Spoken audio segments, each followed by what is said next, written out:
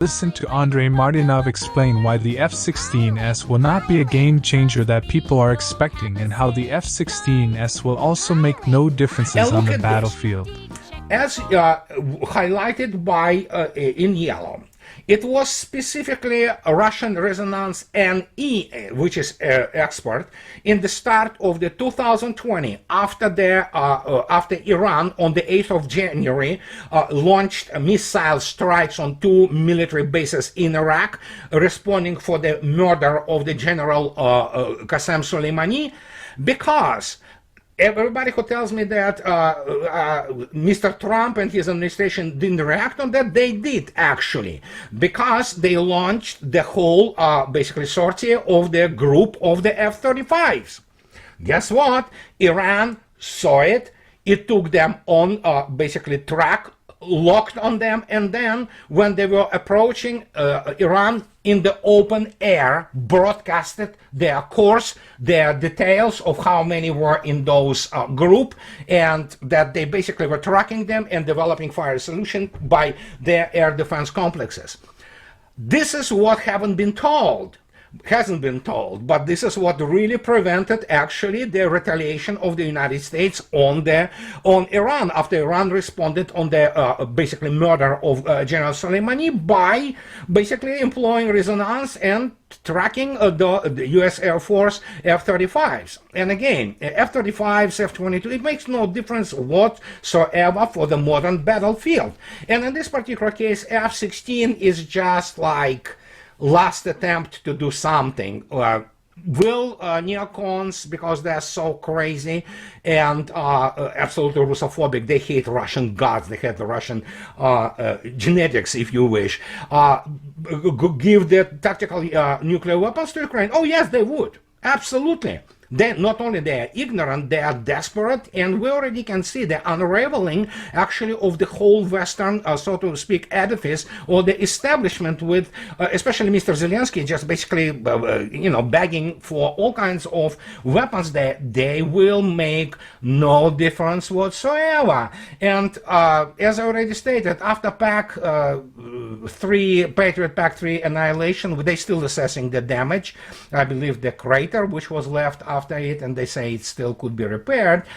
We're talking at Russians obviously rubbing their hands, being very happy about the fact that the huge Russian Rosaboron export contracts are coming, and there is a line literally for Russian air defense systems, cruise missiles, tanks, what have you. Well, let alone we're talking about the combat aircraft. So you have to perform. You cannot just go around saying that you are the best and then failing to perform. And that's what happened in the special military operation. And this, starting from the tactical to operational to strategic level, is what actually dictates the lack of strategy on the part of Washington, because they are trying to basically maintain some kind of the appearances. And this is the only thing those people can do. This is the only background they can do. It's PR. They are bad diplomats, worst military planners.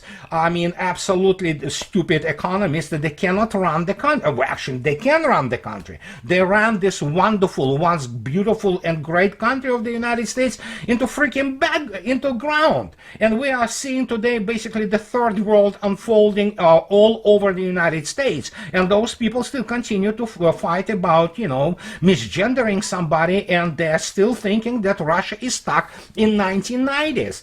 But again, when you have such intelligence services who do not know basically what is going on, they're just absolutely useless.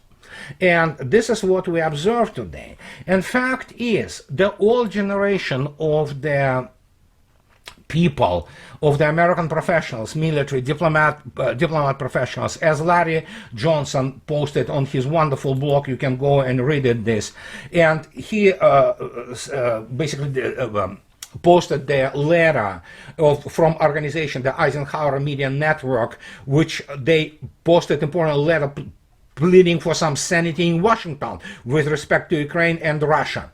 And look at this. You can see, you can recognize some names there, for example, obviously as Jack Matlock, the U.S. ambassador to the United States, Soviet Union, in 87-91, and I was on RT crosstalk with wonderful woman, Lieutenant Colonel, a courageous American officer, retired Karen Kwiatkowski. Even Jeffrey Sachs wrote there, so, signed this letter. But will this letter have any influence or impact? I don't think so. But it's good that those people, they write those letters and they make their position heard. So, what can you say? Will F-16s arrive to Ukraine? Maybe. And again, I'm talking about that there will be no Ukrainian pilots flying them. And if they ever arrive, this indeed, many people say that, yeah, it takes many months and they need to have, obviously, ground support. And as you can see yourself, Russia ran completely out of missiles. I'm being facetious, of course.